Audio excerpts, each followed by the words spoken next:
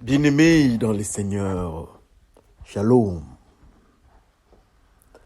Gloire soit rendue à Dieu, notre Maître, le Dieu de tous les jours, qui nous fait grâce aujourd'hui, en ce temps, en ce moment, en ces lieux.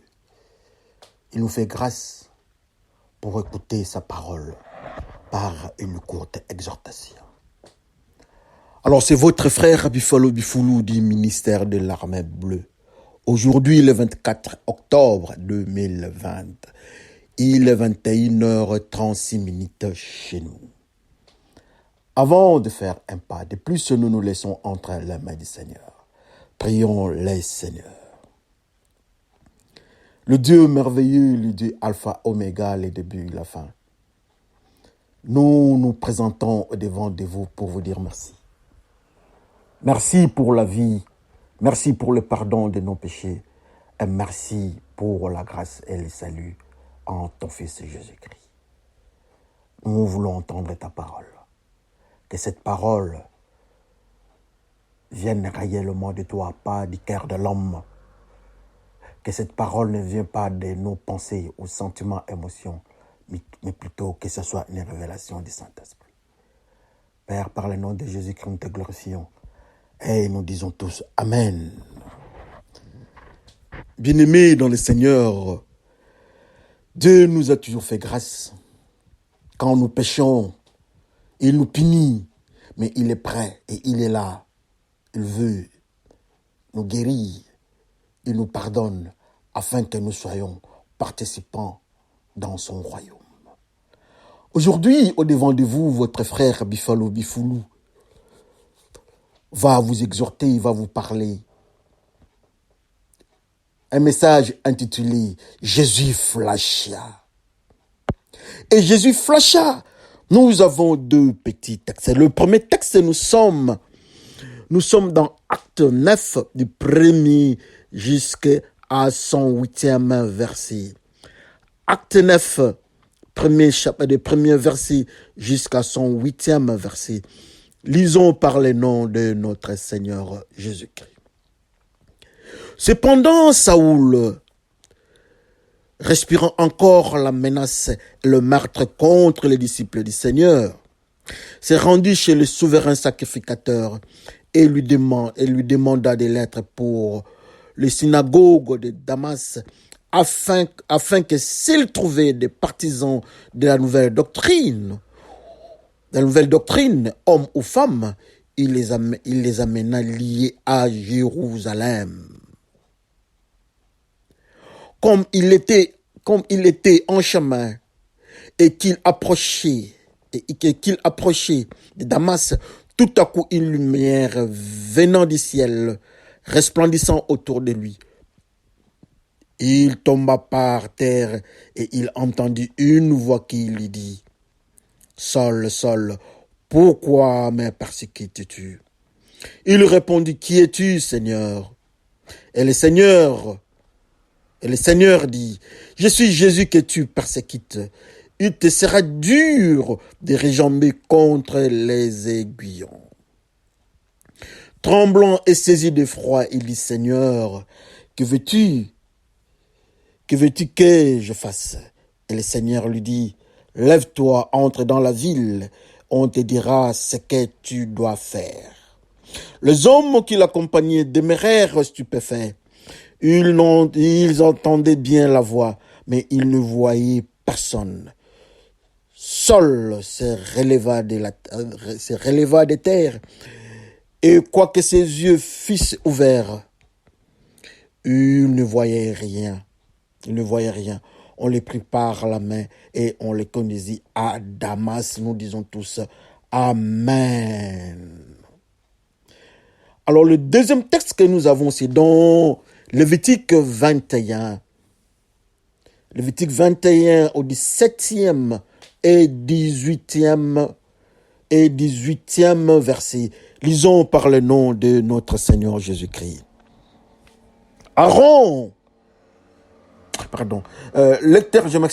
L'Éternel parla à Moïse et dit, parle à Aaron et dit, tout homme de ta race et parmi tes descendants qui aura un défaut corporel ne s'approchera point pour offrir l'aliment de son Dieu. Tout homme qui aura un défaut corporel ne pourra s'approcher. Un homme aveugle, boiteux, ayant le nez camus ou un membre allongé. Un homme ayant une fracture au pied ou à la main. Et nous disons Amen. Nous avons eu 2 petits textes. Comme nous avons intitulé notre message ou exhortation de ce soir, et Jésus-Christ flasha. Ça nous fait du bien de venir au devant de vous pour la petite exhortation. De 30 à 35 minutes. Ça nous fait du bien encore aujourd'hui d'entendre Dieu nous enseigner. Et surtout qu'il nous enseigne à chaque seconde. Il dit dans sa parole, il a mis ses commandements dans les cœurs de l'homme. 2 textes. Le premier texte que nous avons, il s'agit de notre frère Saul. Saul, c'est un juif éduqué, très bien éduqué, théologien, qui a comme caractéristique de massacrer, de persécuter l'Église et de tuer les chrétiens. Il sort de chez lui, déterminé. Il doit partir, il doit ravager, il doit arrêter l'hémorragie avec la nouvelle doctrine. Il part chez les sacrificateurs, les souverains sacrificateurs, et il demanda une lettre. Cette lettre-là le permettait à faire ce qu'il voulait au nom de ceux qui l'ont envoyé. Bloquer, arrêter, persécuter les chrétiens. En route vers Damas, avec sa lettre, avec ses capacités théologiques, bien considéré dans la société, sûr de lui-même, serviteur de Dieu. Destination, Damas. Objet de sa mission, la persécution et la maîtrise des chrétiens et arrêter la nouvelle doctrine. Arrivé dans son parcours, il est au chemin. La Bible nous dit qu'il est au chemin. En train de partir, subitement, il se retrouve devant un phénomène. Il est flashé, il y a une lumière qui l'entoure. Il ne se retrouve pas, il est à terre. Il dit, mais qu'est-ce qui se passe?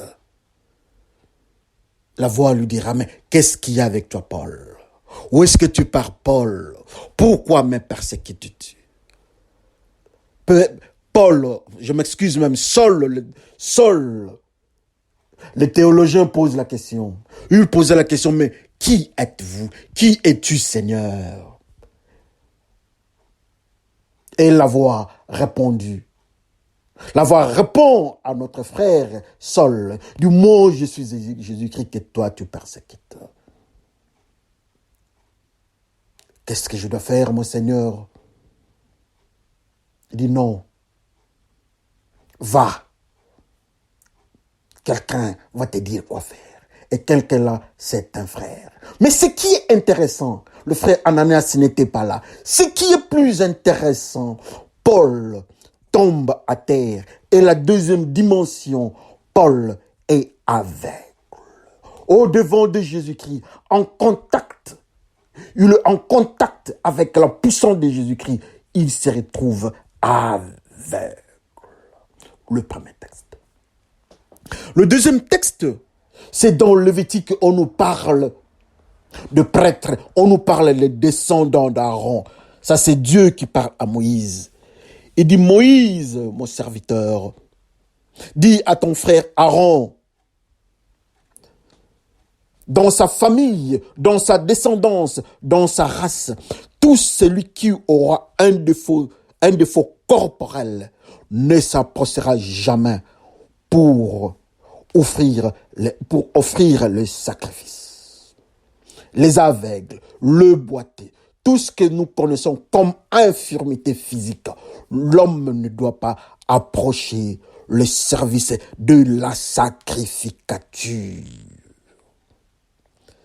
C'est une injustice, je ne sais pas. C'est une ségrégation, je ne sais pas. Mais c'est ce que dit la Bible. Allons dans le couloir de la prophétie. Nous avons des textes. Le frère Saul, qui a une connaissance théologique, bien respecté dans l'église, dans les synagogues, dans son environnement. Tout le monde le connaissait en tant que serviteur du Seigneur. Et lui-même, il savait qu'il était serviteur du Seigneur. Il était sûr de ce qu'il faisait. Il se croyait sur le bon chemin. La Bible nous dit, avec la lettre de l'église, de responsable de l'église, et surtout, la lettre vient du souverain sacrificateur. Ces serviteurs théologiens, ces serviteurs de Dieu, entre guillemets, doit aller à Damas. L'homme bien respecté, bien considéré dans la société. L'homme qui avait la connaissance de la parole de Dieu.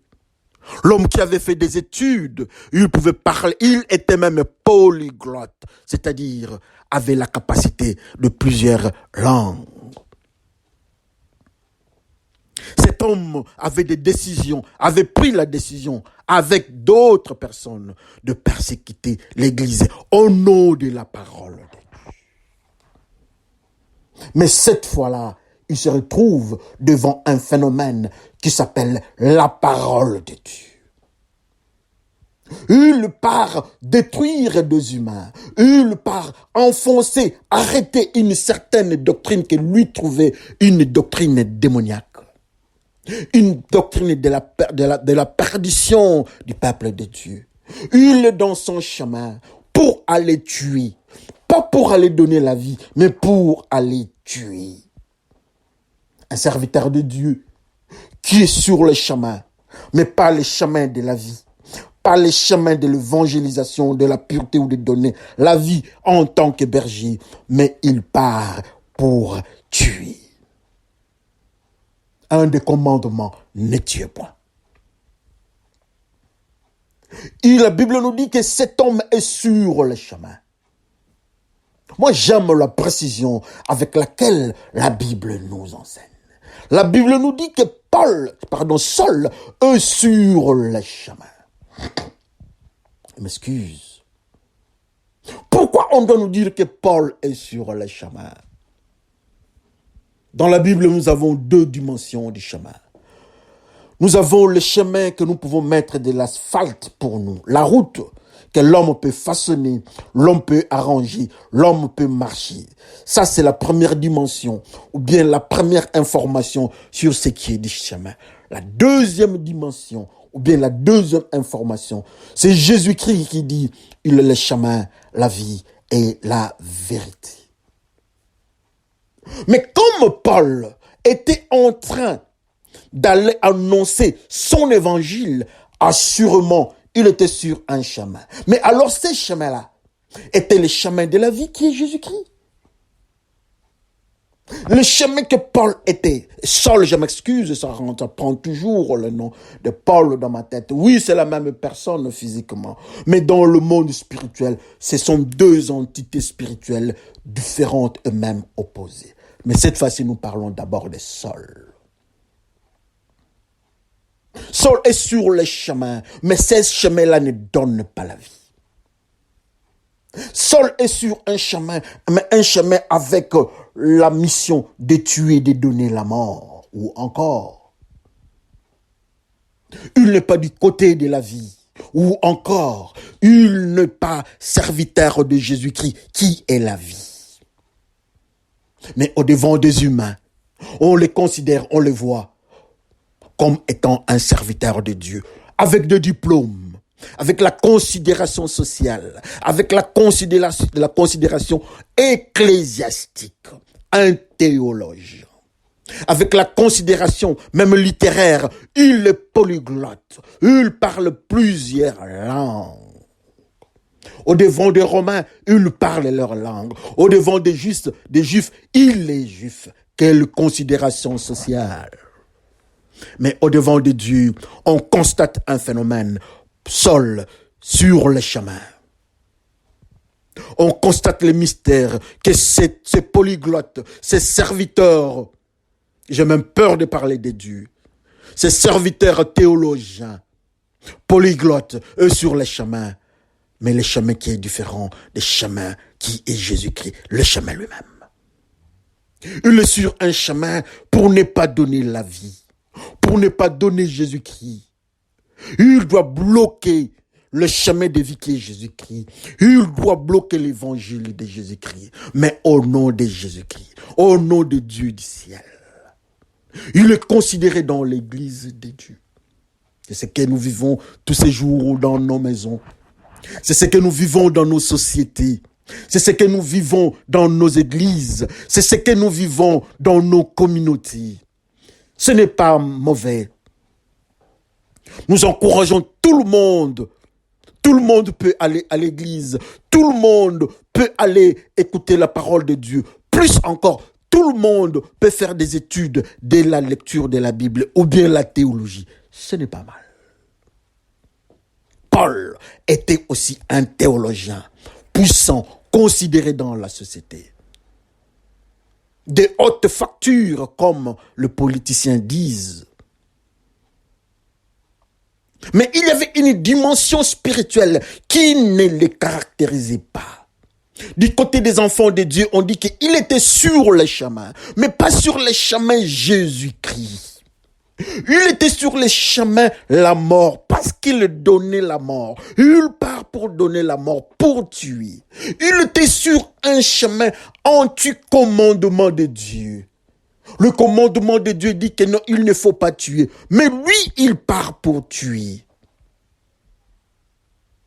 C'est notre ami Saul. Cette considération, nous vivons ça dans notre monde, dans notre société multiculturelle. Nous avons des communautés et des communautés. Nous avons des baptistes, nous avons des catholiques, nous avons des églises de réveil, nous avons des pentecôtistes, nous avons des méthodistes, nous avons. Nous avons des écoles de théologie, des grandes factures. Nous avons des licenciés en théologie. Nous avons des gradués en théologie. Nous avons des docteurs en théologie. Nous avons des professeurs en théologie. Ça, c'est une bonne chose. Notre frère Saul était aussi un de leurs. Mais la caractéristique spirituelle, il était sur un chemin qui donnait la mort. Il se retrouve devant celui-là qui connaît le cœur de l'homme. Il se retrouve devant celui-là qui est capable de gérer ou bien de contrôler, examiner le cœur de l'homme. Paul est en train d'annoncer l'évangile qui n'est pas l'évangile de Dieu. Il se retrouve en face du maître qui s'appelle la parole de Dieu. Il le flash. En le flashant, le premier mystère, on voit de l'autre côté l'image de Saul. Saul est flashé par Jésus-Christ. Jésus-Christ flash Paul. On remarque de l'autre côté Paul sur terre aveugle. La première dimension, Paul tombe sur terre. La deuxième dimension, Paul est aveugle. Mais pourquoi Paul, au devant de Jésus-Christ, au devant de la lumière, il nous donne une autre image de quelqu'un qui est sur terre et quelqu'un qui est aveugle. Et Jésus flasha. Au devant, quand il était au devant des responsables de l'église, quand il pouvait parler à l'église, jamais, en aucun cas, Paul pouvait tomber comme ça au devant d'eux. Jamais la Bible nous dit que Saul, je m'excuse, Saul était tombé. Jamais la Bible nous dit, ne nous avait dit que Paul était aveugle. Mais quand il est venu, quand il s'est retrouvé devant celui-là, qui sait contrôler notre intérieur, qui nous connaît l'homme intérieur, il l'a flashé. Et de l'autre côté, nous voyons l'image. Quelle est l'image? L'homme est sur terre et l'homme est aveugle. Qu'est-ce que les deux mystères de l'homme sur terre et l'homme aveugle en face de Jésus-Christ qui a flashé? Deux mystères. Le premier mystère, l'homme au devant de Jésus-Christ est sur terre. Pourquoi il est sur terre? Nous rentrons dans le livre de Genèse. Dieu maudit la terre. Mais pourquoi alors cet homme doit se retrouver sur terre? Quelle est cette raison-là, cette puissance-là de flash ou de la lumière le repousse sur terre? La Bible nous dit que l'homme pécheur va rentrer à terre. Et voilà, cet homme se retrouve sur terre, qui est la malédiction. Qu'est-ce que ça nous enseigne? La deuxième dimension, nous voyons que cet homme est aveugle. Alors, pour expliquer les deux dimensions, nous passons à notre deuxième texte, dans le livre des Lévitiques. Et Jésus-Christ flasha. De l'autre côté, dans le livre des Lévitiques, c'est Dieu lui-même qui parle à Moïse. Dis, parle à ton frère Aaron. Dans sa race, dans sa famille, dans sa descendance. Tout celui qui a une difficulté ou bien une défaillance physique, tout celui qui a une infirmité ne peut pas approcher le mystère de la sacrificature. Une excuse. Ne peut pas avancer et offrir le sacrifice au devant des dieux du ciel. Ça, c'est Moïse. Ce sont les instructions que le Dieu Tout-Puissant donne à Moïse pour Aaron et ses descendants. Aaron lui-même, c'est le père de prêtres. C'est le père de ceux qui travaillent dans le service des sacerdoces. Mais dans ces services de sacerdoce, Dieu donne des limites. On ne verra jamais celui qui a un défaut corporel faire le travail. Entre autres aveugles, entre autres sourds, entre autres muets, entre autres quelqu'un qui a une fracture, entre autres celui qui fait la cryptochirurgie et autres difficultés physico-corporelles. Très intéressant. Mais maintenant, nous prenons les deux textes et nous mettons ça ensemble pour comprendre qu'est-ce que Dieu est en train de nous enseigner. Paul se retrouve aveugle après être flashé par Jésus-Christ. Paul ne voit plus. Paul qui était le serviteur de Dieu. Paul qui était celui qui pouvait donner les sacrifices à Dieu. Mais au devant de Jésus-Christ, le Dieu de la lumière, il nous donne l'image de Paul, l'image spirituelle de Paul. Paul est un aveugle au devant de Dieu. Comme conséquence, Paul ne pouvait pas être dans la sacrificature. Oh, Jésus-Christ a flashé Saul. Je m'excuse de parler de Paul. Jésus-Christ flash, il donne l'identité spirituelle de Paul, de Saul. Jésus-Christ flash, il donne la valeur spirituelle de Saul. Saul est un aveugle spirituel. Saul n'est pas un prêtre selon l'ordre de Melchisédek.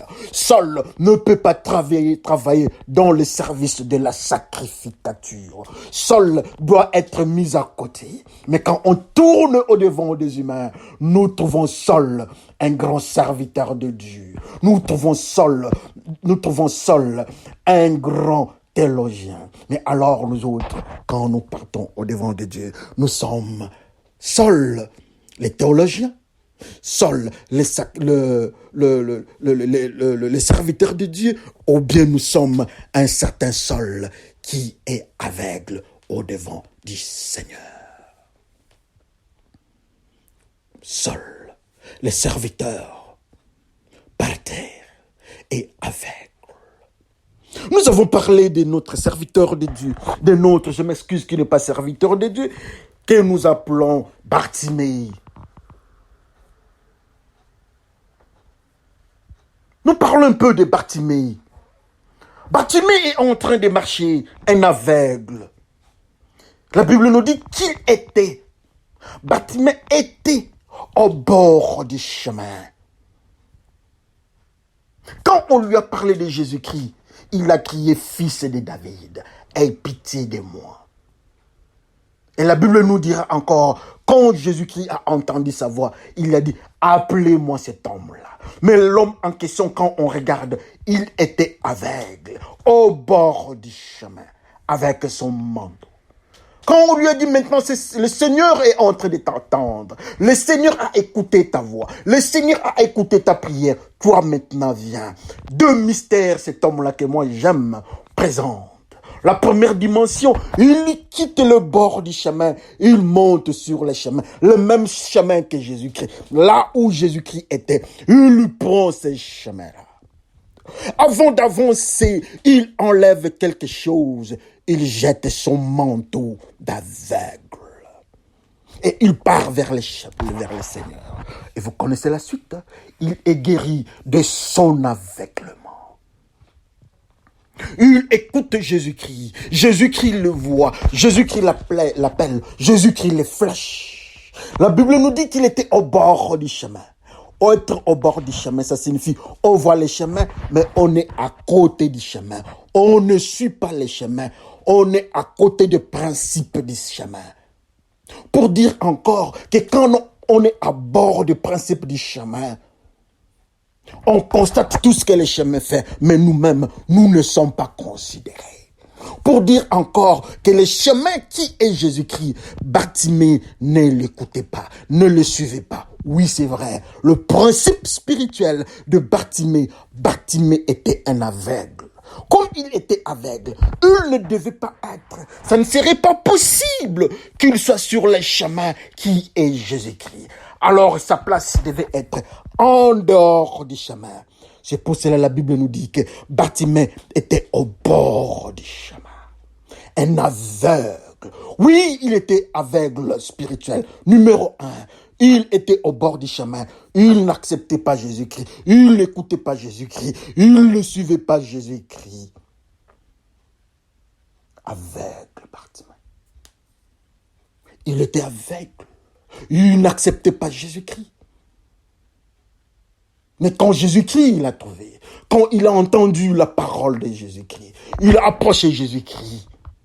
Il a laissé d'abord son manteau d'aveugle. La tenue des aveugles, il a laissé ça. Le comportement des aveugles, il a laissé ça. Et il quitte le bord du chemin. Il vient maintenant sur le chemin. Comme notre frère Saoul. Tous deux sur le chemin. Saoul sur le chemin qui n'est pas de Jésus-Christ, sur le chemin qui donne la mort, mais l'autre, l'aveugle, sur le chemin qui est Jésus-Christ, mais aveugle, physiquement aveugle. Tous deux doivent voir Jésus-Christ. Saul voit Jésus-Christ, mais sur le chemin qui amène la mort, vers la mort, comme conséquence, Saul devint aveugle. Mais Bartimée, qui était aveugle physiquement, il monte sur le chemin qui était Jésus-Christ, l'aveuglement, le principe d'aveugle spirituel tombe. Tous des flashés par Jésus-Christ. Personne ne pouvait considérer Bartimée. Personne ne pouvait comprendre la souffrance de Bartimée. Quelqu'un qui n'était pas considéré dans la société. Tout le monde l'aurait poussé. Même Paul, dans leur logique, on ne pouvait pas considérer un aveugle. Il est à côté, oui. Il est dans l'aveuglement spirituel, oui. Il n'était pas prêtre. Il ne pouvait pas être dans la race d'Aaron. Pour dire encore spirituellement, il n'était pas chrétien. Mais la grâce de Dieu est venue. Il a entendu Jésus-Christ. Et il est venu. Il entre sur le chemin. Et il n'est plus aveugle.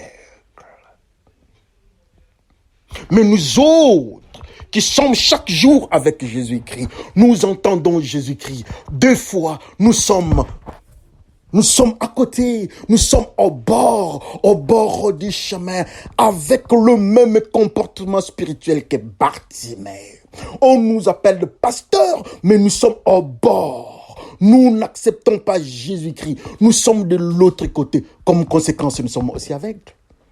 Nous voyons le monde qui connaissent Jésus-Christ par les noms. Il y a des enfants dans des écoles publiques. On leur parle de la religion, y compris Jésus-Christ. Quand vous venez au Danemark, leur culture, ils vont vous dire que leur culture est une culture chrétienne. Ça, c'est bien. Bravo, j'aime ça. Mais ça, c'est Bartimée. C'est le phénomène Bartimée. Dans le mystère de Jésus-Christ, ils sont aveugles. Quand nous venons encore très loin, nous trouvons les gens dans des églises qui prêchent, qui enseignent la parole de Dieu. Mais au-devant de Jésus-Christ lui-même, ces gens-là, Jésus-Christ leur donne le nom de Saoul. Pourquoi ils sont Saoul? Parce qu'ils ont la connaissance, la soi-disant connaissance, la connaissance physique de Jésus-Christ, la connaissance théologique de Jésus-Christ, la connaissance religieuse de Jésus-Christ. Mais au-devant de Jésus-Christ, Jésus-Christ ne les accepte pas. Ils sont aussi aveugles comme Saul. Quand ils viennent au-devant de Jésus-Christ, Jésus-Christ trouve en eux le principe du refus d'accepter les commandements de Dieu. Comme Saul comme Saul qui doit aller tuer les chrétiens. Dieu nous refuse de tuer. Et Saul est dans le principe du refus de respect des commandements de Dieu. Et Jésus-Christ flasha. Jésus-Christ flash Saul. Saul tombe. Le pasteur tombe au devant de Jésus-Christ. De l'autre côté, notre ami et frère, qui ne connaissait pas Jésus-Christ, il était en dehors du système de Jésus-Christ. Peut-être il était musulman, je ne sais pas. Peut-être il était bouddhiste, je ne sais pas. Peut-être il faisait le yoga, je ne sais pas. Peut-être il était des sciences occultes, je ne sais pas. Mais une chose, à ce que je sache, il était au bord du chemin. À ce que je sache, il était spirituellement aveugle. À ce que je sache, il avait un manteau, mais il n'était pas sur le chemin de Jésus-Christ. Oh, le frère Bartimée l'aveugle. Aujourd'hui, Jésus-Christ crie dans nos cœurs. Aujourd'hui, Jésus-Christ est en train d'appeler les frères qui sont dans le bouddhisme. Ceux qui sont dans le bouddhisme, ceux qui sont dans le yoga, dans les sciences occultes, sorcellerie, les frères d'une manière générale, le frère Bartimée qui sont au bord du chemin. Jésus-Christ est le chemin est en train d'appeler. Là, l'évangile est en train d'être annoncé. Qui va accepter Jésus-Christ comme Bartimée?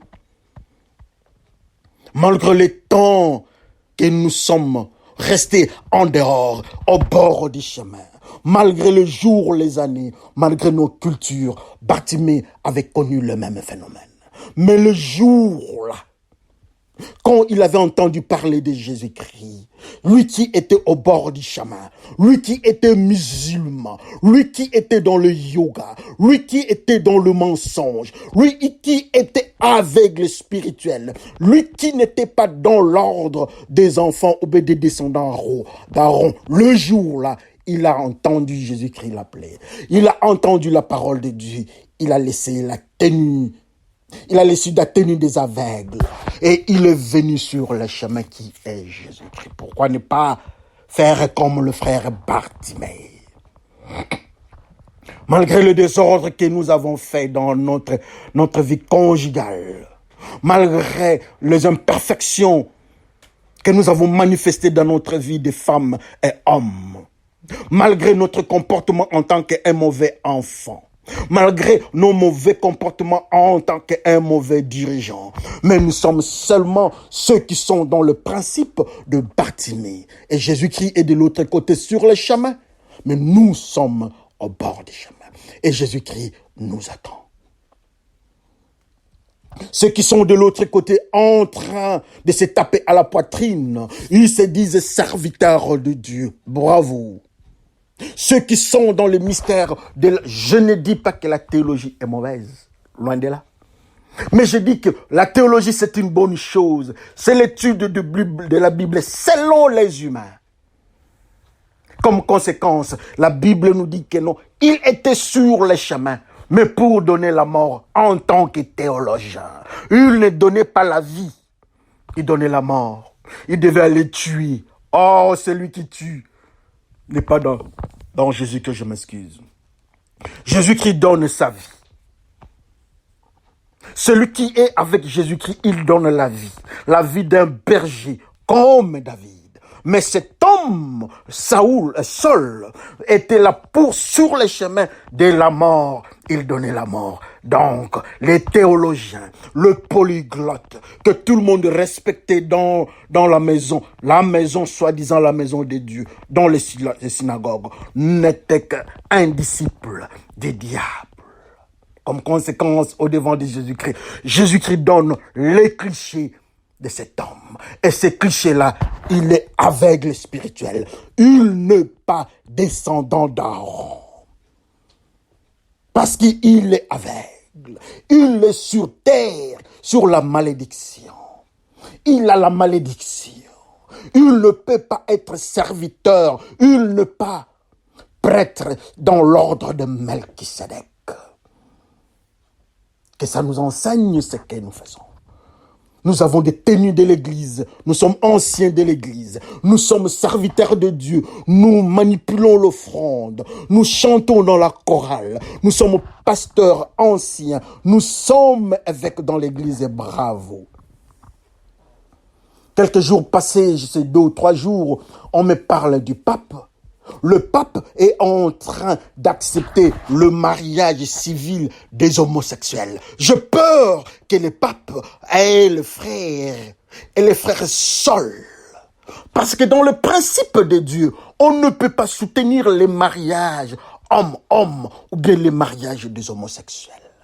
Il est sur les chemins, il a la tenue des soi-disant serviteurs de Dieu. Il a la connaissance théologique de la parole de Dieu, comme Saul. Mais ils ont des points communs avec Saul. Le point commun, Saul donne la mort, il est sur le chemin d'aller donner la mort. Et les papes aussi donnent aussi la mort, quel malheur. Jésus-Christ flasha. Quand Jésus-Christ vient au-devant de nous, il nous flash. Qu'est-ce qui arrive dans notre vie spirituelle? Paul tombe dans la malédiction. Paul est aveugle spirituel. Alors si Jésus-Christ nous flashait aujourd'hui, qu'est-ce qu'on va trouver dans la société? Quel est notre cliché spirituel? Saul, il est aveugle. Dans la considération du monde, on voit Bartimée. Bartimée est là-bas, il est musulman, oui c'est vrai. Il est bouddhiste, oui c'est vrai. Tout ce qui est impurité, il est en dehors du principe de la sacrificature. Parce qu'il est aveugle, il est en dehors du chemin. Mais voilà notre frère Bartimée a eu la grâce d'accepter Jésus-Christ. Comme conséquence, la tenue des aveugles est tombée. Il jette son manteau, il monte, il vient sur le chemin et il n'était plus aveugle. Il a écouté Jésus-Christ, il a vu Jésus-Christ. Comme conséquence, il est devenu un serviteur de Dieu. Il est devenu un enfant de Dieu. Il est devenu un prêtre dans l'ordre de Melchisédek. Il n'est plus aveugle. Est-ce que nous autres, nous pouvons suivre le chemin de Bartimée? Hier, nous étions aveugles. Hier, nous étions, quand nous sortons dans notre téléphone, notre femme ne peut pas ouvrir notre téléphone. Notre mari ne peut pas toucher ça. Pour la simple raison, nous sommes des femmes et maris Bartimée. Nos enfants, on ne peut pas ouvrir leur téléphone parce que ce sont des enfants Bartimée.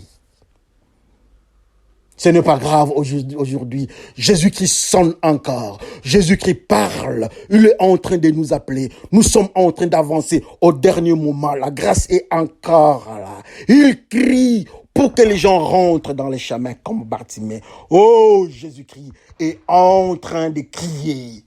Il nous appelle pour qu'on change la vie, qu'on quitte le mystère de l'aveuglement, qu'on devienne des serviteurs ou bien de la race d'Aaron, qu'on soit des prêtres dans l'ordre de Melchisédek. Si nous étions aveugles spirituels, si nous étions muets spirituels, si nous étions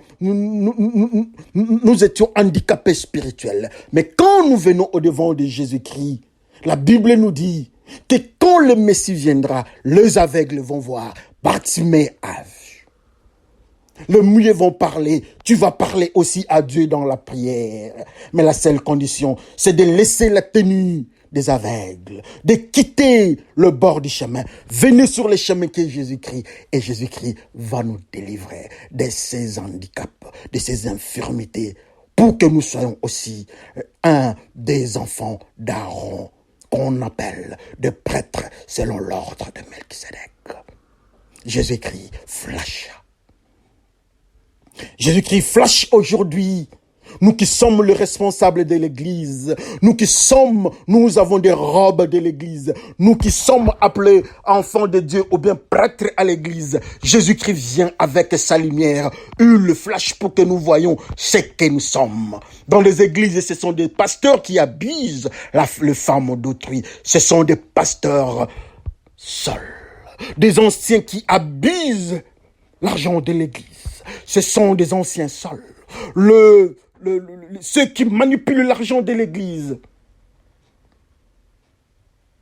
ce sont des frères seuls parce qu'ils prennent et soutirent l'argent. Mais il n'est pas tard. Il n'est pas tard. Laissez-moi vous dire que nous sommes en train d'avancer vers les derniers moments. Les signes de la fin sont en train de se manifester.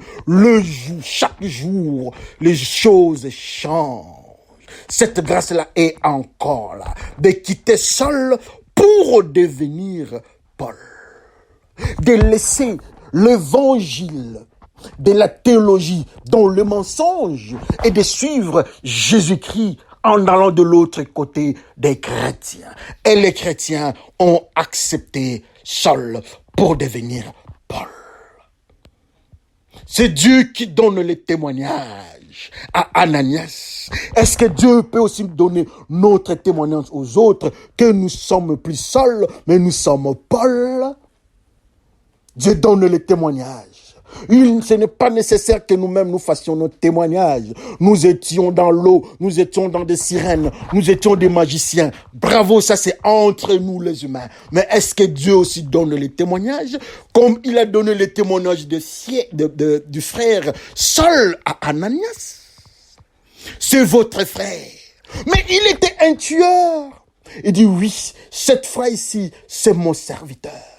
Cette fois-ci, il est dans l'ordre de Melchisédek, c'est un prêtre. Comme conséquence, on prie pour Saul, il devient Paul, il n'est plus aveugle, et les écailles quittent ses yeux. Tout ce qui est écaille est impur au devant de Dieu, mais ça sort des yeux de cet homme que nous appelons serviteur de Dieu. Que chacun regarde sa vie. Si tu ne connaissais pas Jésus-Christ, tu t'appelles le frère Bartimée. Jésus-Christ t'attend. Il n'est pas loin de nous. Il nous attend. Il veut nous parler et il nous aime. Jésus-Christ a la capacité de flasher notre vie spirituelle. Les uns sont de l'autre côté, au bord du chemin. D'autres encore ont un semblant de la connaissance de la parole de Dieu. Mais ils sont sur le mauvais chemin. Que le Seigneur bénisse son peuple. Et souvenez-vous, le peuple de Dieu, que Jésus-Christ a une lumière qui nous flash, qui flash nos vies spirituelles. Et nous avons des réponses. Que chacun voie les clichés que Jésus-Christ a présentés pour sa vie spirituelle. Prions le Seigneur. Dieu merveilleux, le Dieu de tous les jours. Malheureux nous sommes. Tu nous connais, Toi-même, tu dis, qui connaît les cœurs de l'homme, le cœur de l'homme est tordu. Dans nos vies secrètes, nous nous comportons, Seigneur, d'une manière impure. Et nous ne sommes pas serviteurs de Dieu.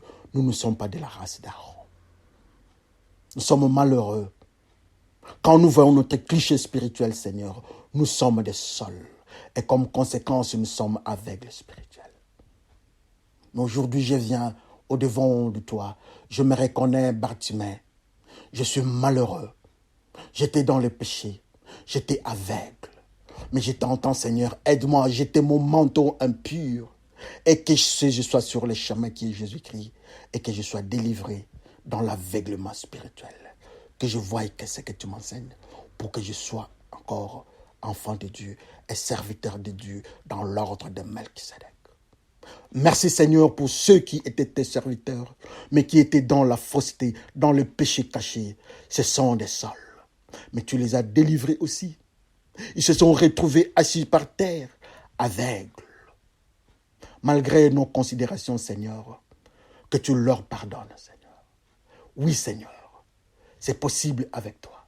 Et Saul était devenu Paul. Et tu as fait les témoignages de Paul, qui était devenu le frère de Ananias. Et tout le monde l'avait accepté. Aide-nous, Seigneur, à avoir un bon témoignage dans la communauté chrétienne.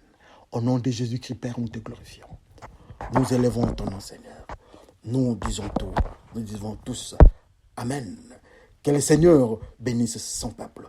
Merci. C'était votre frère Bifolo Bifoulou du ministère de l'Armée bleue. Soyez bénis tous. À la prochaine.